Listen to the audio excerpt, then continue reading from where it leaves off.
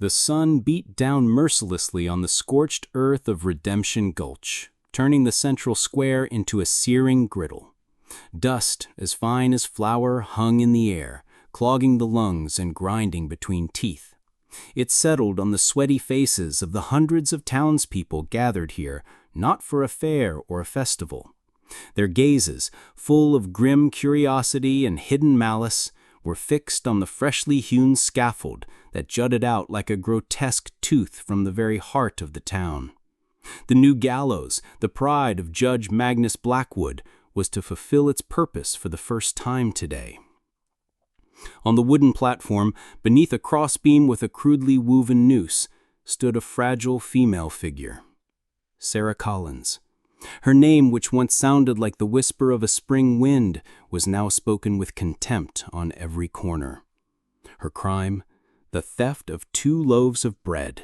Merely bread. But in this harsh land, where the law was as hard and unforgiving as the frozen winter ground, the right to property was sacred. Especially if that property belonged to Judge Blackwood himself, the owner of the only general store in town.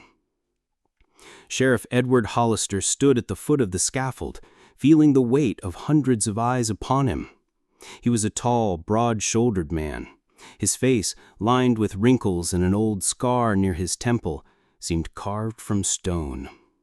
His storm-gray eyes had seen too much death, too much cruelty for anything to surprise him. But today, something inside him had broken. He looked at Sarah Collins, at her hollow cheeks, at the shadow of unspeakable agony in her dull eyes, and he did not see a criminal. He saw a mother. He remembered that day, 3 days ago, when his deputy, the young and zealous Billy, had dragged her into the office. She hadn't resisted, just stared at the floor, clutching the bundle with the bread as if it were her child. Judge Blackwood had burst in after them, his face purple with rage. "Thief! She stole from me! This is an assault on the very foundations of our society. I demand the harshest punishment, Sheriff, to make an example of her," he had screamed, spittle flying from his lips. The trial was swift and predictable.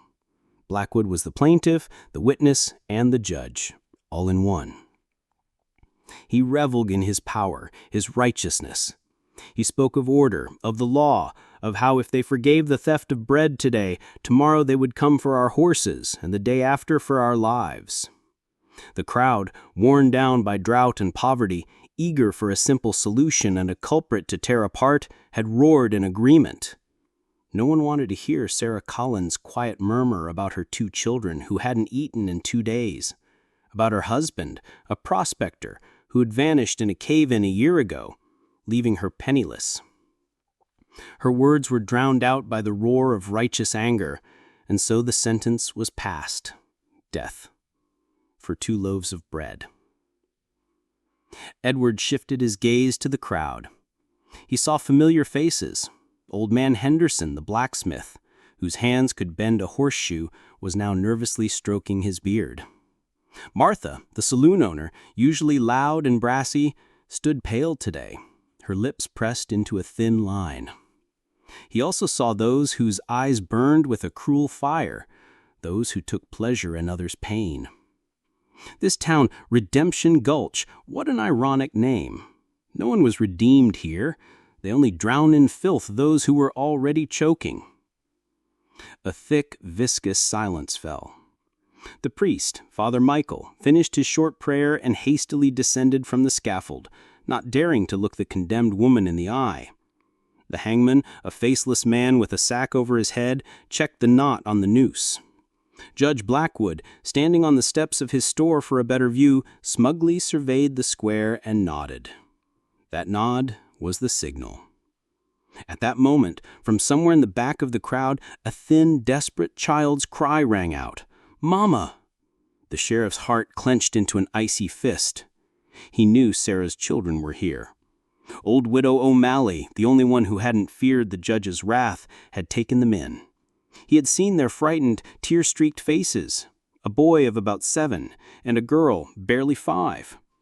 They were the spitting image of their mother, the same large, frightened eyes. The hangman placed his hand on the lever that would open the trap door beneath Sarah's feet. She closed her eyes. Her lips silently whispered her children's names: Caleb, Lyra. Edward felt the sheriff's badge, a star of dull tin, burn his chest through his shirt.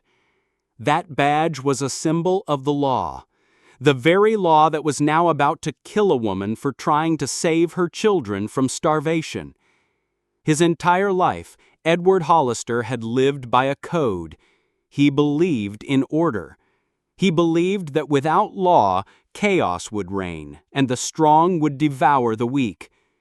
But what if the law itself became a tool for the strong to destroy the weak? What if order turned into legalized cruelty? His mind raced. He could do nothing, just stand and watch. It was his job to carry out the sentence, to keep the peace.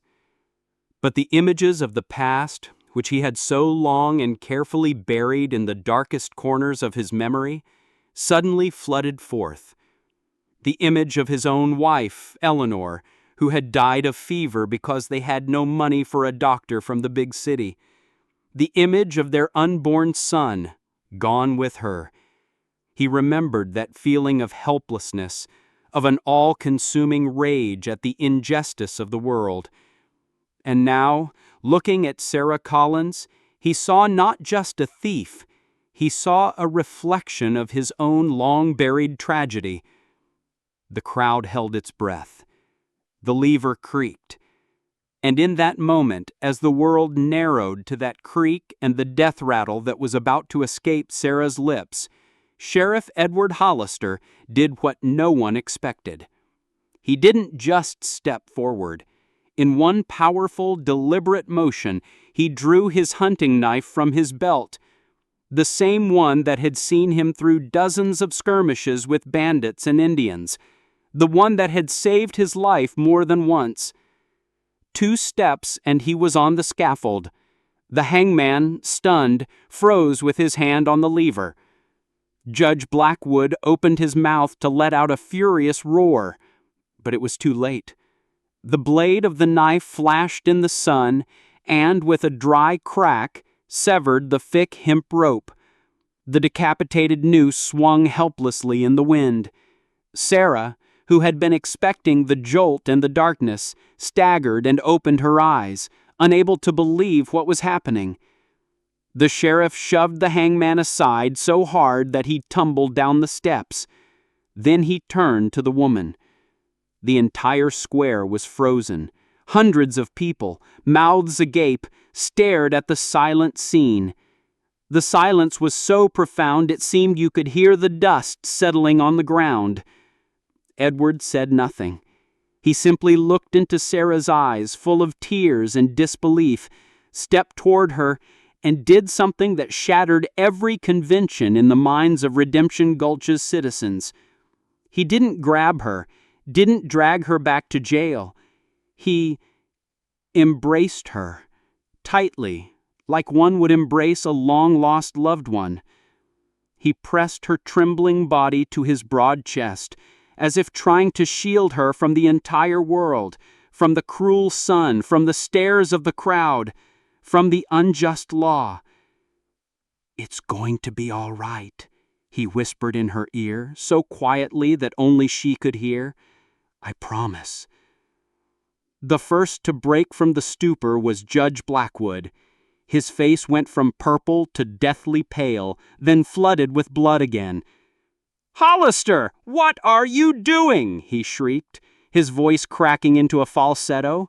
"This is a mutiny, treason against the law. You are under arrest." Edward slowly released Sarah, but continued to hold her shoulders to keep her from falling. He turned his head and looked at the judge. His storm-gray eyes had become 2 cold, dark pools.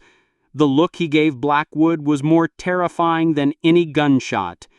It held no fear or doubt, only pure, unbending, icy resolve.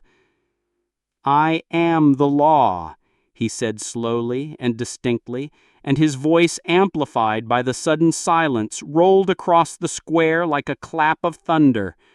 "And my law today says that this woman will live."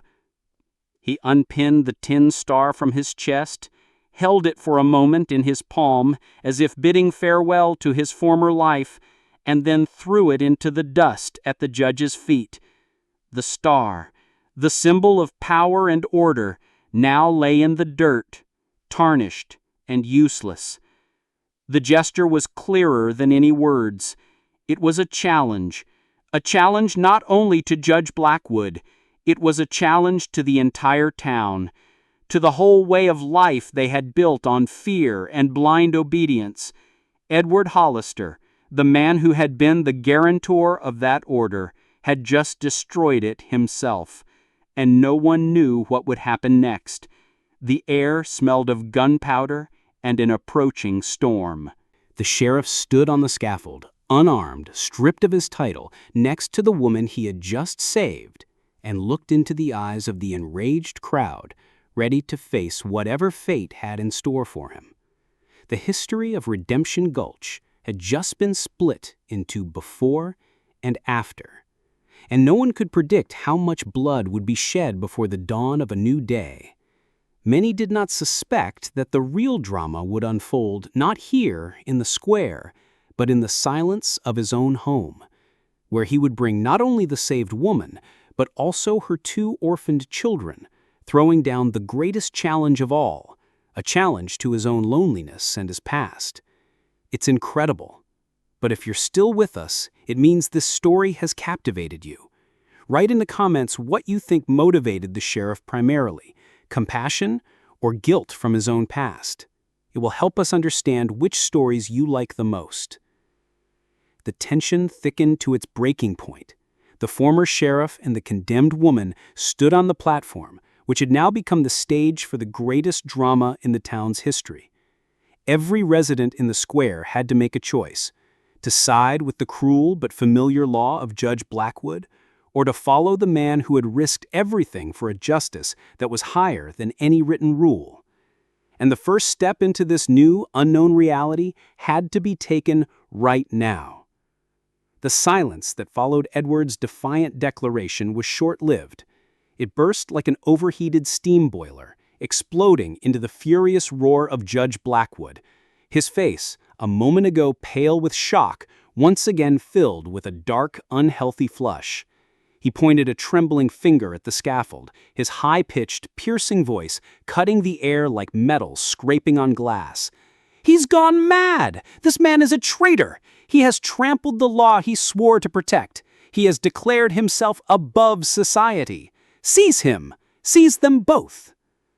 The judge's words were a spark thrown into a powder keg. The crowd, until now frozen in a collective paralysis, came to life. It stirred, wavered, splitting into invisible factions. In the eyes of some, there was fear of the anarchy the former sheriff seemed to represent. Others, those who had suffered under Blackwood's iron fist, saw a glimmer of hope in Hollister's act. But most simply waited to see which way the scales would tip. 3 men stepped out from the crowd. The first was Silas Kane, Blackwood's ranch foreman, a man with empty eyes and a scar on his lip that twisted his face into a permanent sneer. Behind him were the Jenkins brothers, 2 loafers always ready to do dirty work for a few dollars and a bottle of whiskey. They were the judge's muscles, his attack dogs. "You heard the judge, Hollister," Kane snarled, unbuttoning his holster. "Your games are over. Come down, nice and easy." Edward didn't move. He only shifted Sarah slightly behind him. He was unarmed. His revolver was back in the office, where he had left it when he went to perform what he considered his final duty. He had counted only on his authority and the element of surprise. Now, with the initial shock worn off, he was in a deadly trap. But there was no fear in his eyes, only a cold, calculating gleam. He was a cornered animal, and therefore the most dangerous. "Silas." Edward's voice was calm, but it held a steely edge that made even the most hardened thugs think twice. Do you really want to die today for the whim of that old tyrant?" Cain smirked, but a flicker of doubt crossed his eyes. He knew Hollister, knew that the former sheriff, even with his bare hands, was worth 10 men like the Jenkins brothers. But behind him stood Blackwood, and with him, money and power. "I'm upholding the law, Hollister, and you're a criminal now," he said, drawing his Colt. And at that moment, when it seemed blood was about to spill onto the dusty square, another voice rang out, deep and resonant, like a hammer striking an anvil. "Put the gun down, Cain." Everyone turned. Pushing through the crowd with his mighty shoulders was Old Man Henderson, the blacksmith. His face, covered in soot and wrinkles, was stern, and in his huge, bare-paw hands he held a blacksmith's hammer. He wasn't swinging it, just holding it, but the mere sight of the tool capable of crushing a bull's skull had a sobering effect on the men. "Judge," Henderson continued, shifting his gaze to Blackwood, "this town has seen enough injustice. Edward Hollister has served us faithfully for 10 years. He has shed his blood protecting us from bandits and savages. And this woman, her only crime is a mother's love. If we let her hang for that, then we're not men, we're hyenas." The blacksmith's words hung in the air. He had said what many were thinking, but were too afraid to say aloud. A murmur of approval went through the crowd. Martha, the saloon owner, shouted, "Henderson's right." Someone else backed her up. The fragile unity of the crowd, on which Blackwood's power rested, had cracked. The judge realized he was losing control. The fury on his face was replaced by a cold, serpentine malice. "This is a rebellion," he hissed. "Everyone who goes against the law will be punished. Henderson, you'll regret this. Cain, what are you waiting for?" But Cain hesitated. He saw several farmers standing near Henderson place their hands on the grips of their revolvers. This was no longer an easy takedown of an unarmed sheriff. This smelled of a full-blown shootout, in which he would likely be the first casualty. Edward seized the moment of hesitation. He grabbed Sarah's hand. "Now," he whispered, and without a second thought, he jumped off the far side of the scaffold, pulling her with him. They landed in the dust, startling the women standing nearby into shrieks. Edward didn't waste a second. He knew he had only a few moments before his opponents recovered. His target wasn't the saloon, not his former office. His target was a small, leaning shack at the edge of the square, the home of Widow O'Malley. "To the children!" he yelled, and Sarah, who until that moment had been moving as if in a dream, was jolted into action. A fire ignited in her eyes. The children. That word gave her back her strength. They raced across the square. Some in the crowd parted for them, others tried to stop them, but Edward's powerful frame, working his shoulders like a battering ram, cleared a path.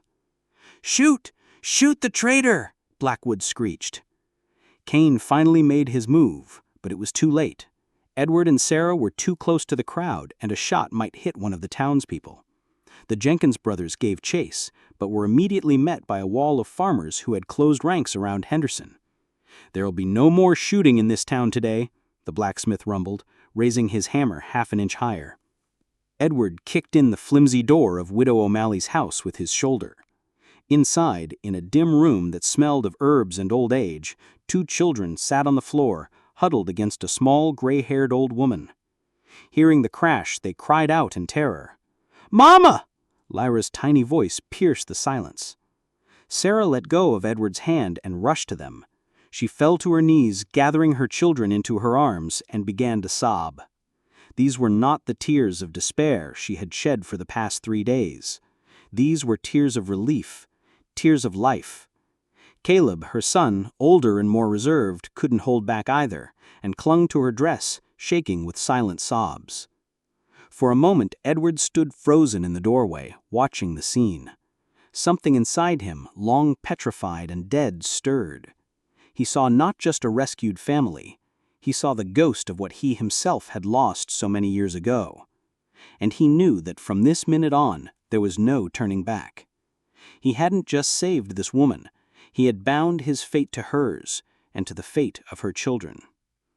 Old Widow O'Malley came up to him and touched his arm with her hand, wrinkled like a baked apple.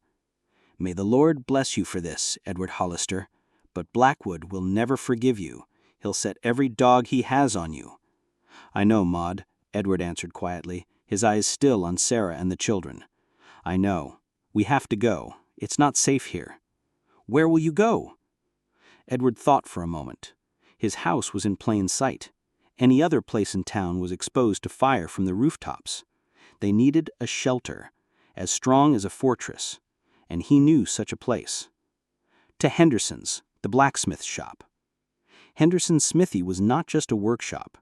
It was built of river stone, with thick walls and heavy iron-bound oak gates. In the town's early years, it had often served as a refuge for settlers during Indian raids. It was the most fortified building in Redemption Gulch. Through the back door, while the standoff in the square continued, they slipped out into the back alleys. Edward carried a sleepy Lyra in his arms, while Caleb held tightly to his mother's hand. Widow O'Malley scurried beside them, carrying a small bundle of leftover food.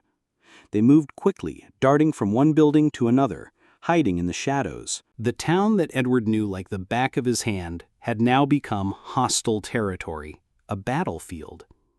When they reached the smithy, Henderson was already there. He let them in and slid a massive iron bolt across the gates, the sound echoing in the spacious room. Inside, it smelled of hot metal, coal, and horse sweat. Embers still glowed in the forge, casting unsettling red flickers on the stone walls. "Well, now we're all rebels," the blacksmith said without a hint of a smile, setting his hammer by the anvil. Sarah settled the children on a pile of hay in the corner. Exhausted by fear and the ordeal, they fell asleep almost immediately, huddled together. She watched them, her face an endless mixture of gratitude and terror for the future. She walked over to Edward. "Sheriff, I don't know how to thank you," she whispered, her voice still trembling. "I'm not the sheriff anymore," he replied calmly, looking into her eyes. "Call me Edward, and there's nothing to thank me for yet. We've only bought a few hours. Blackwood won't rest until he sees us all in a noose." Meanwhile, in the Golden Vein saloon, Judge Magnus Blackwood had regained his composure. His public humiliation demanded revenge. He gathered around him those who were loyal or foolish enough to go against Hollister. Silas Kane stood nearby, grimly sipping whiskey. "He made a fool of me," Blackwood hissed, slamming his fist on the table. "He destroyed the order I've spent years building here. This town is mine. I pulled it out of the mud. I gave these people laws. And he spat in my face." The judge wasn't just angry. He was scared.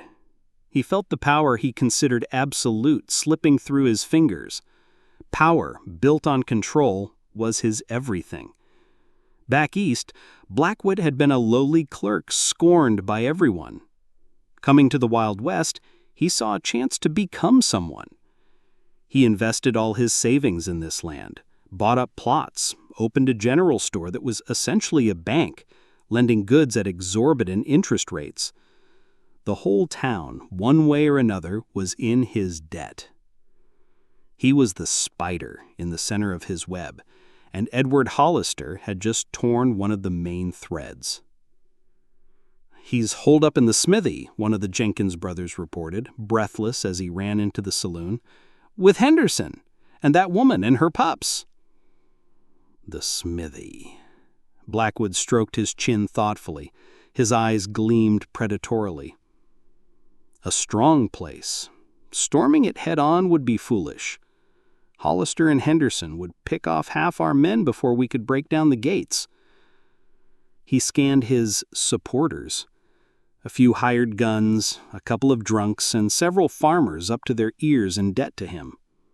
Not an army. "We don't need to storm it," he said quietly, his voice taking on an icy edge. "Silas." Kane looked up at him. "You know what to do." I want nothing but blackened stones left of that smithy by morning. I don't need Hollister alive. I need everyone to see what happens to those who defy the law. And the woman and her spawn must watch their savior burn, and then they will come back to me. The sentence must be carried out." Silas Kane nodded slowly.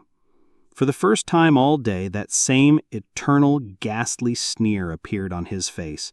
He loved this kind of work. A siege, fire, screams. This was his element. He left the saloon, gathering his men. Night was falling on Redemption Gulch, but this night promised neither peace nor coolness. It carried with it the smell of burning and death. Inside the smithy, Edward was checking Henderson's old rifle. He found only a dozen cartridges, not much. He looked at the sleeping children, at their serene faces. He had saved them from the noose, only to throw them into the fire. He had defied not just the judge, he had defied fate itself. And now she demanded payment. He looked at Sarah, who sat beside the children, stroking her daughter's hair. Their eyes met in the dim light of the forge, and in that moment they both knew their brief respite was over. The real battle for survival was just beginning. Night fell on Redemption Gulch, not as a comforting blanket of coolness, but as a heavy, suffocating shroud. Inside the blacksmith shop, the air was stale and hot from the dying forge. The dim red light from the embers picked out the tense faces of 3 adults and 2 small figures curled up on the hay. Every sound from outside, every drunken shout from the saloon made them flinch. They were trapped in a stone box, and the walls that were supposed to provide safety now felt like the walls of a tomb. Edward finished checking Henderson's old Springfield rifle. He carefully laid out the 12 cartridges on the workbench. 12 shots to stop fate. He looked up at Sarah. She sat motionless beside her children, like a stone effigy of maternal grief and love. But when she looked at him, it was no despair in her eyes. There was only one unspoken question that burned brighter than the coals in the forge. "Why?" she finally whispered, her voice barely audible over the hammering in Edward's temples. "Why did you do it? You lost everything because of me. Your job, your name, your life." Edward was silent for a long time, staring at his calloused hands. Hands that had signed arrest warrants and gripped the handle of a revolver. Hands that, today, had cut a rope and held her. He had never been a man of many words. His actions had always spoken louder. But now he felt he owed her this answer. 10 years ago, he began in a low voice that seemed to come from the very depths of his soul. "I wasn't a sheriff, just a farmer. A few days' ride from here, in the Green River Valley. I had a wife, Eleanor." He said the name as if it were made of thin glass and might shatter. "We were expecting a child, a son. We'd already chosen a name for him, Samuel. But then the fever came. It burned people up in 3 days. Eleanor was burning. I rode to the nearest town for a doctor, but he demanded $100. $100, I didn't have 20. I begged him, offered to work for him for a year to give him my entire harvest. He just laughed in my face and said that compassion doesn't pay his bills." He paused, swallowing a lump in his throat. Henderson, who was sitting by the gates listening to the night, sighed heavily but said nothing. Sarah held her breath. I rode back home, and Eleanor, she didn't recognize me anymore. She died in my arms at dawn, and our son died with her. I buried them under the big oak tree by the river. And then I burned the farm, everything we had.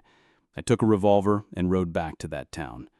I wasn't looking for the doctor, I was looking for the law. I wanted someone to answer for the fact that a human life could be worth $100. But there was no law. It was only that doctor, who owned half the town. So I became the law myself. I pinned on this star, thinking I could build a world where something like that wouldn't happen again, where the law would protect people like Eleanor and me, not people like that doctor, more like Blackwood.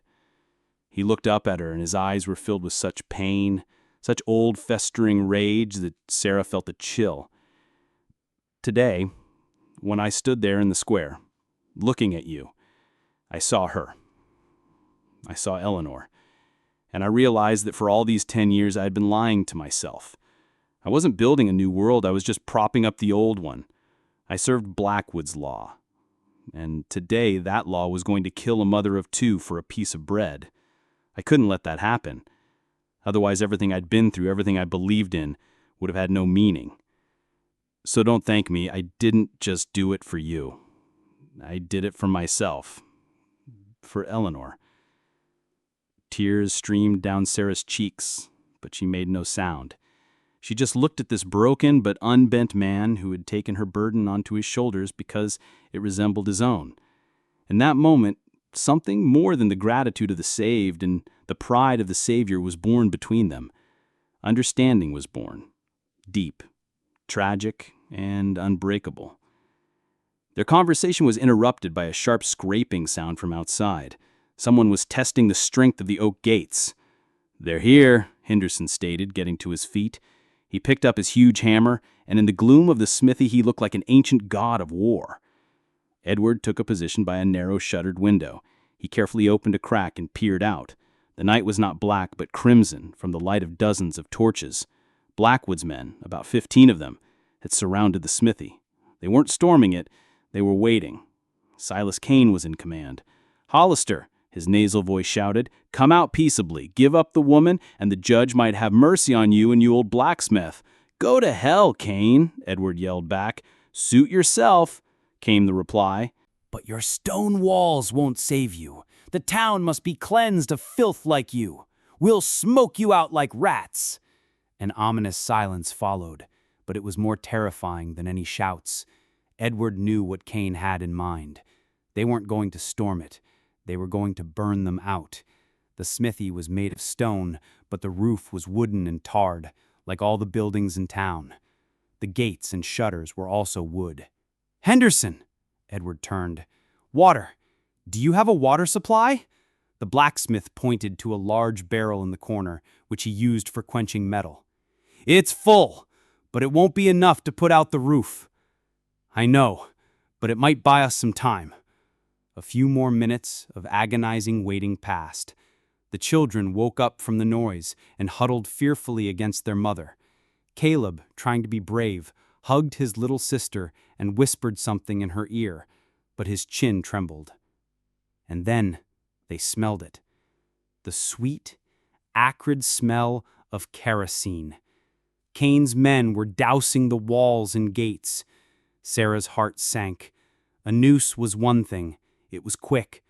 But fire, to be burned alive with her children, it was a fear beyond human comprehension. She jumped up, her eyes darting around the smithy, searching for an escape. "Easy," Edward said, placing a hand on her shoulder.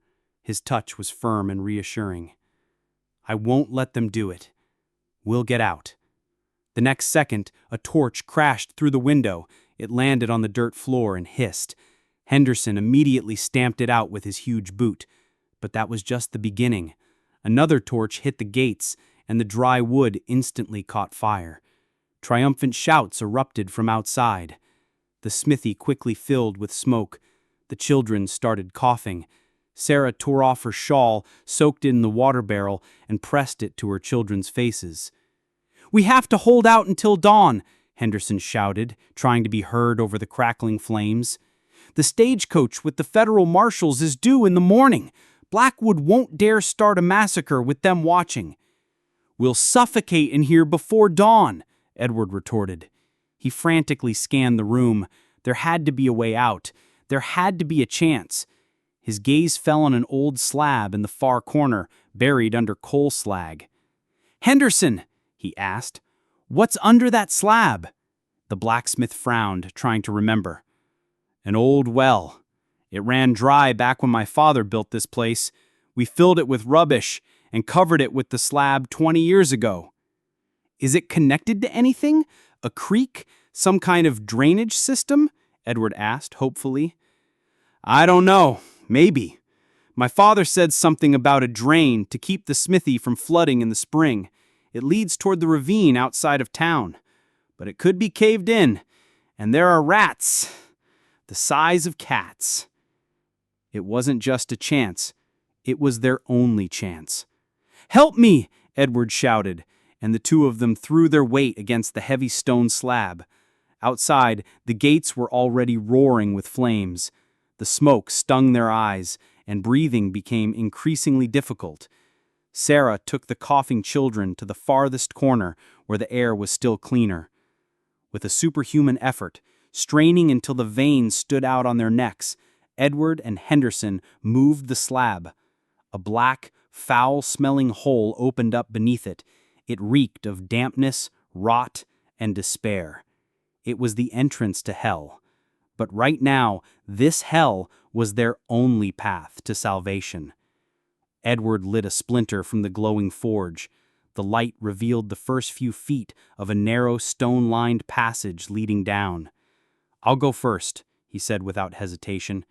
"Sarah, you and the children follow me. Henderson, you bring up the rear. Once we're down, try to push the slab back as much as you can. It'll slow them down." The blacksmith nodded silently. Sarah looked into the dark hole, then at her children. Lyra was crying with fear. "Mommy, I don't want to go in there. There are monsters." Sarah knelt and looked her daughter in the eye. "Sweetheart," she said in a firm voice that betrayed none of her own terror, "the monsters are out there. In here is our way to safety. We'll all be together. Me, you, Caleb, and Edward.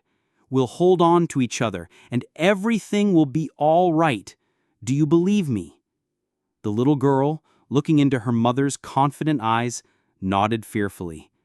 Edward was already down, his feet finding the slimy bottom. The passage was narrow and low. "Come on!" he called from below. Sarah lowered Lyra first, then helped Caleb. Then, taking a deep breath of the smoky air, she stepped into the darkness herself. Last, the massive Henderson began his grunting descent. At that moment, part of the burning roof collapsed inside the smithy, showering them with a rain of sparks. Henderson managed to jump down just an instant before a heavy beam crashed right where they had been standing. With his last bit of strength, he pushed the slab, and it slid with a thud, almost completely covering the opening. They were in pitch darkness, broken only by the faint light of the splinter in Edward's hand. The air was heavy, damp, and smelled of earth and decay. They could hear the muffled crackle of the fire above and the shouts of Blackwood's men who must have already broken into the burning smithy. "Forward," Edward whispered, "and stay close." They moved through the narrow, slippery tunnel. They had to walk hunched over and, in some places, crawl on all fours. The walls were covered in slimy mold and water squelched underfoot. Rats squeaked somewhere nearby. Lyra sobbed quietly but didn't scream. Caleb walked silently behind his mother, clutching her skirt. They walked for what felt like an eternity. The splinter was burning down. Suddenly Edward, who was leading the way, stopped. "What is it?" Sarah whispered. "A cave-in," he answered in a hollow voice. The light of the splinter illuminated a pile of rocks and earth, completely blocking the passage. This was the end. They had escaped the fire only to be buried alive. But Edward was not a man who gave up. He handed the dying splinter to Sarah and began to clear the blockage with his bare hands. The rocks were heavy and dirt rained down in his face. Henderson joined him, and the two of them, in complete darkness, to the sound of a frightened child's cries and their own heavy breathing, began a desperate fight for their lives. And then, through the sound of shifting earth, they heard another noise, a scraping, from the other side of the cave-in. Someone, or something, was there. It was moving. It was getting closer. The splinter in Sarah's hand hissed and went out, plunging them into absolute, impenetrable blackness. They were alone in the dark, trapped between the raging fire above and the unknown that awaited them ahead. An absolute, impenetrable darkness engulfed them. It wasn't merely an absence of light, but something tangible, oppressive, that filled their ears and muffled the very beat of their hearts. The only reality was the cold of the slimy walls, the squelch of water underfoot, and the soul-chilling scraping from the other side of the cave-in. It grew louder, more insistent.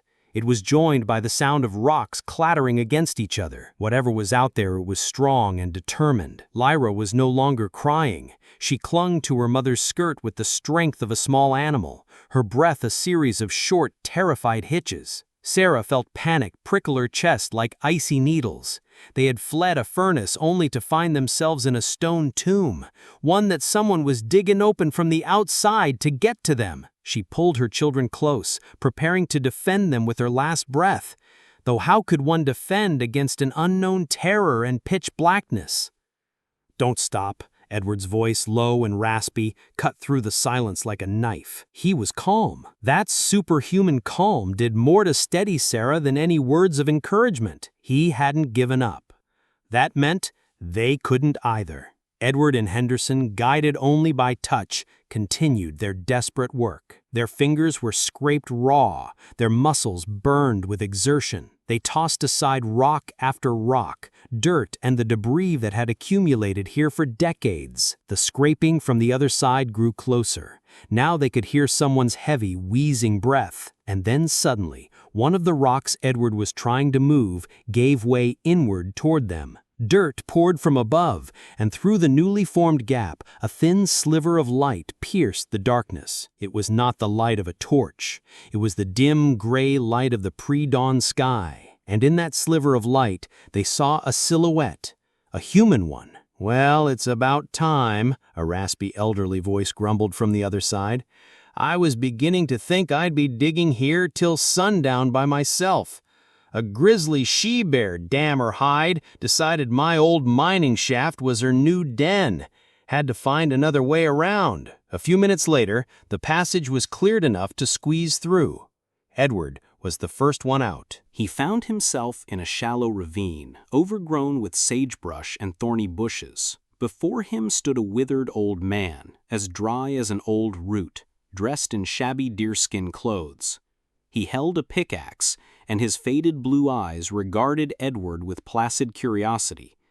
It was Elias Vance, or Old Eli, as he was known in town, a half-mad hermit and prospector who had lived in the hills for decades, appearing in Redemption Gulch only a couple of times a year to trade gold dust for salt, bullets, and tobacco. Edward helped Sarah and the children out, and then the bulky Henderson. They greedily gulped the fresh, cool morning air, which was sweeter than any nectar after the suffocating smoke and tomb-like dampness of the tunnel. The children, seeing the sky, stopped trembling for the first time in long hours. "Thank you, Eli," Edward said, extending his hand to the old man. He just grunted, shaking it. "Nothing to thank me for. I was digging out my own hole. What are you folks doing out here anyway? Seems like there's some kind of celebration in town. Look at them fireworks." He pointed his pickaxe toward the town. A column of black smoke was still rising above the rooftops of Redemption Gulch. The smithy was burning down. The morning sun, breaking through the smoke, painted everything in unsettling, blood-orange hues. At that moment, they heard shouts. The voices were coming from the square. Judge Blackwood and his men, having found no bodies in the burned-out smithy, had realized their prey had escaped. "Go," Henderson said, turning to Edward and Sarah. "Take the children and head north through the hills. Eli can show you the trails. I'll hold them off." Edward looked at the blacksmith, his only friend in this cursed town. Then he looked at Sarah and her children, at their exhausted, soot-stained faces. He could leave, disappear into the wilderness, start a new life, become a nobody. But something inside him resisted. If he left now, Blackwood would win. His tyranny would only be strengthened. This whole rebellion, this whole risk, would have been for nothing. And this town, which he had protected for 10 years, would be left to rot under the rule of one villain. "No," he said firmly, "no more running. This has to end, here and now." "Son, are you crazy?" Henderson asked, amazed. "You don't have a badge or a dun. There's a whole pack of them." "I have something more important," Edward replied. He looked at Sarah. "Stay here with the children in the ravine. Whatever happens, don't come out." She said nothing, only squeezed his hand tightly for farewell. In the gaze she followed him with, there was more than fear. There was faith. Edward and Henderson climbed out of the ravine and walked straight toward the square. They walked openly, down the main street, past houses from which awakened townspeople watched them with fear and curiosity. The news of the night's fire and the fugitives' miraculous escape had already swept through the town. When they reached the square, they were expected. Judge Blackwood stood on the steps of his store, his face contorted with fury. Beside him was Silas Kane with a revolver in his hand and a dozen of his henchmen. On the other side of the square, a crowd of townspeople had gathered. They were silent, watching to see how this drama would end. "Hollister," Blackwood shrieked when he saw them. "So you didn't burn at all, you filthy cockroach. All the worse for you. Now you'll die not by fire but by a bullet, like a rabid dog. Kane, shoot him, and that old fool with him." Silas Kane slowly raised his revolver. His eternal sneer was in place. He was savoring this moment. He aimed straight at Edward's chest. But Edward didn't stop. He kept walking forward, straight into the barrel of the gun. "Wait, Silas," he said calmly, his voice carrying across the square. "Before you shoot, I want you and all of these people to answer one question. What are you going to kill me for? For not letting a woman die who only wanted to feed her children? For standing up to a man who profits from your misery, driving you into debt and taking your last dollar?" He stopped 20 paces from Kane. "Look at him," Edward pointed at Blackwood. "He calls this the law, but this isn't law. This is tyranny. He rules you through fear. He tells you that order is the most important thing. But what kind of order is it if there's no room for compassion?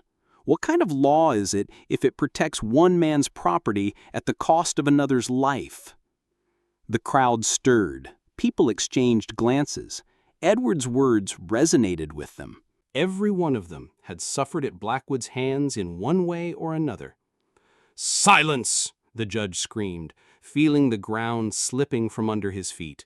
"It's all lies. I gave you stability. I protect you. And he's an anarchist. He will bring chaos and bloodshed to this town. Kane, shoot! I order you!" Kane cocked the hammer.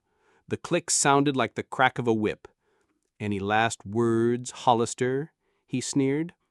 "Yes," Edward replied, looking not at Kane but over his head, at the crowd. "This town is called Redemption Gulch.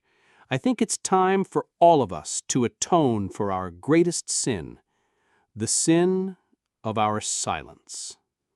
And at that moment, as Kane's finger began to squeeze the trigger, there was another click of a hammer being cocked.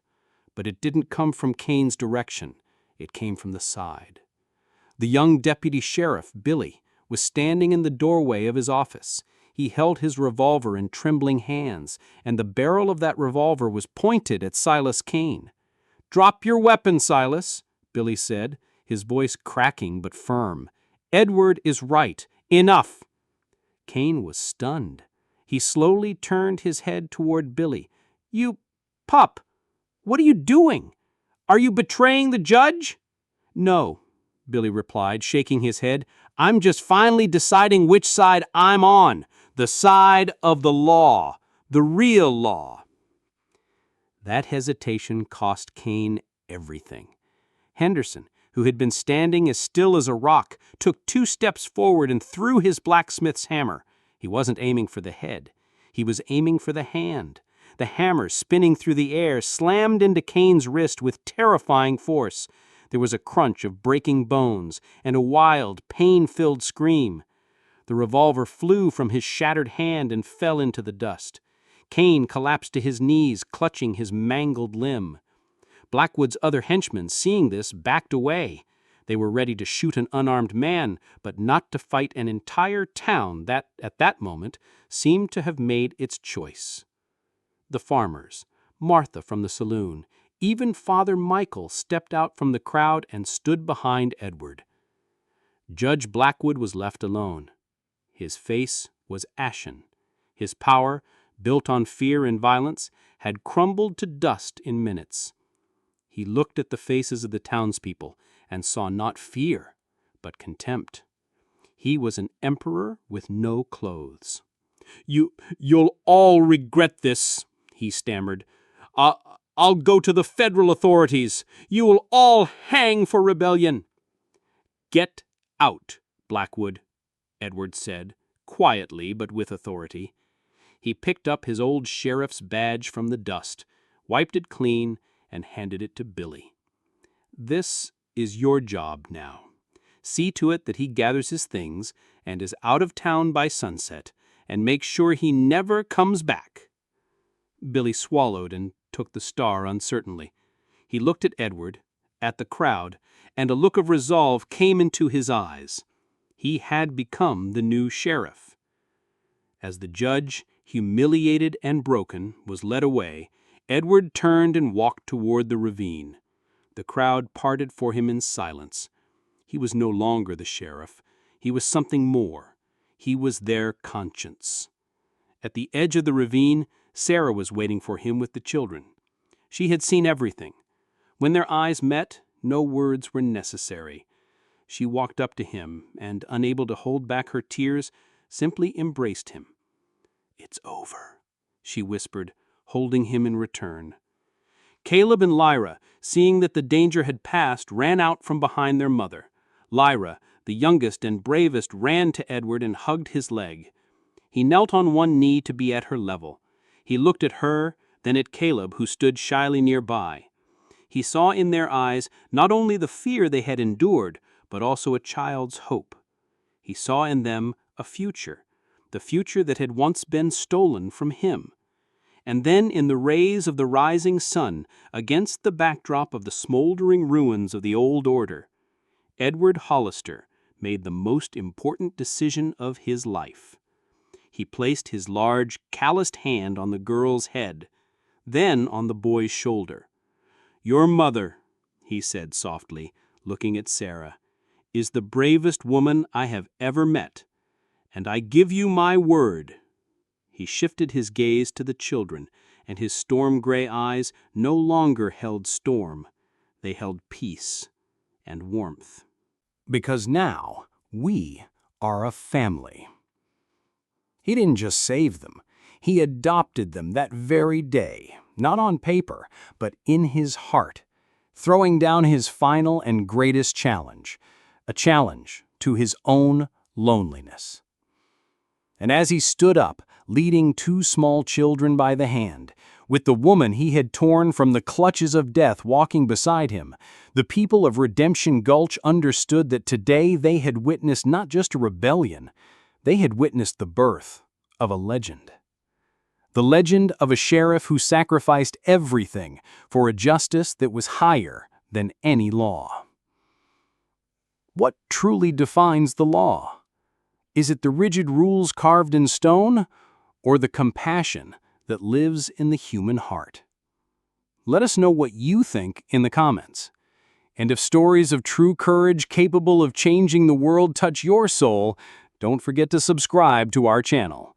There are many more unforgettable stories to come.